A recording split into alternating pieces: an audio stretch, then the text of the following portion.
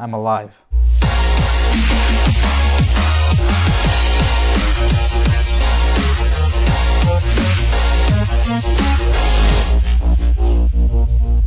It's the ride that never ends. Hello passengers, it's me, Demetrius Villa, your host for the High Speed Rail America Club. We're going to get you up to speed with some fast news. Now recently in the Sunshine State, Brightline has made its maiden journey from the flagship station of Miami Central, which will serve as the new transportation, work, and play hub for the city for millions of visitors in the coming years. Now of course, the story doesn't end there. As we've tirelessly worked for all these years to bring Brightline to reality through All Aboard Florida and make sure Brightline is able to zip all the way to Orlando, a station currently being built right now, hopefully starting in operation in 2020. As you may have heard, Brightline or All Aboard Florida has teased plans to expand to Tampa, Jacksonville, and even beyond to Georgia. And now there's gubernatorial goodwill for that plan to Tampa. The Florida Department of Transportation, FDOT, and the Central Florida Expressway Authority, CFX, received, according to the Global Railway Review, an unsolicited proposal to lease property owned by the state and CFX to build a high-speed train along Interstate 4. And guess who agrees with that? Governor Rick Scott, who said years ago no thank you to Barack Obama's highly not-so-special supercalifragilistic drop-in-the-bucket atrocious $2 billion for a high-speed rail program, to build a similar system, of course, on the taxpayer's dime. Because spending billions of dollars on a government-sanctioned transportation system has always worked so well in the long term. According to Governor Scott, quote, "When I became governor, the Obama administration was trying to use federal taxpayer dollars to pay for a rail connection that had an extremely high risk of overspending, with no guarantee of economic growth. This is exactly what we're seeing in California, a state which took this bad idea from Obama, and in Connecticut, where taxpayers had to shell out hundreds of millions of dollars for their rail line. Our goal is for the private sector to invest in this project.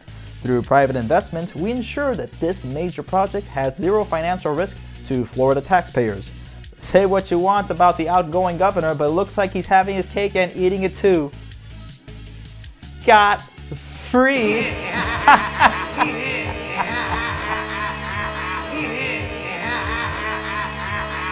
Speaking of the wonders of government spending, an internal audit by the European Court of Auditors, they obviously appraise good. Think of them as dressed porn stars who drink wine. They say that there is no European high-speed rail network. NANI? Okay, let's explain that. The basis of this claim is due to a lack of cross-border coordination between EU member states in regard to the connection of the lines, resulting in an ineffective patchwork. It's basically what happens when you have a United People's Republic of Europe and the Spanish, the French, the Germans, the Italians, the English are still doing whatever the hell they feel like doing. And the EU has spent a good amount trying to get cross-coordination also too. They've spent over $23.7 billion to assist in this. So you'd think with all that money they spend, it would probably be in the majority of states where a vast amount of passengers pass through in a very central location in Europe. I'm kidding, amigo. They spent half of that in Spain, a country that only borders one state with a true high-speed rail network. Hey, look, at least it's a lesson we can learn from. And hey, Europe still has a good and plenty number of high-speed rail lines to choose from, and that has connected a major chunk of the old continent together. Where just recently, the Eurostar is connecting London all the way to Amsterdam, starting in April. Smoke weed every day. New technologies continue to innovate the system, like this new Siemens Valero train set, capable of going 360 kilometers an hour, or 225 brave miles of free hour for those of us who enjoy burgers. To add to the sunshine, the same audit has praised European high-speed rail for already bringing a comfortable, safe, flexible, and environmentally sustainable mode of transportation with environmental performance and socioeconomic benefits for Europe. So, it's not perfect, but it's worked. Speaking of countries where things work perfectly, Japan. Weeaboos! Now, June hasn't been a very kind month for the land of the rising sun. An earthquake in Osaka has claimed the lives of 3 people, injuring hundreds and damaging thousands of buildings, along with disrupting the nation's heavily trafficked rail network. In the same week, a mechanical problem caused a conductor to bring a Shinkansen bullet train to a halt outside of Sendai Station, an hour and a half north of Tokyo. Of course, this caused a major issue for the network, causing a 5-hour delay for the system. Hey, let's be honest, if that happened with Amtrak, it'd be a lot more than 5 hours to clean up that mess. But then, something happened. Something very Japanese. They didn't panic. If you're familiar with Japan's train platforms, they have actual mini-marts with alcoholic drinks, snacks, and desserts.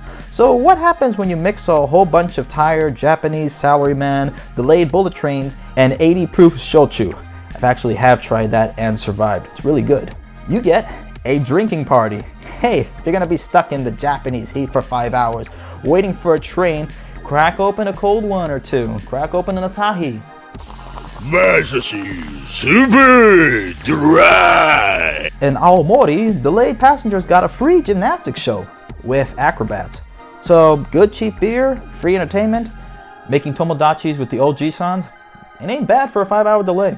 And hey, Japan's done worse with delays. Kingdom Hearts 3. Well, that wraps it up here, folks. Don't forget to subscribe to the High Speed Rail America Club and click on that bell, or else U-Track will make sure you don't get that video in time. Yeah, I really shouldn't be talking about delays, not a damn thing about them, but hey, look, we're now 5,000 subscribers strong. 5,000, that's a hell of a lot. I remember when we were celebrating 200 subscribers, I remember that, and 300 subscribers, and list kept going on and on. So, I really felt bad being out of the loop for all you guys, and now it's time for me to get back on track. So now that I'm here, we're gonna start really taking things to a whole new level. Hopefully you guys will still be there for us. So don't forget to subscribe, share this video with your friends, and make sure to get on board. And we'll see you all next time.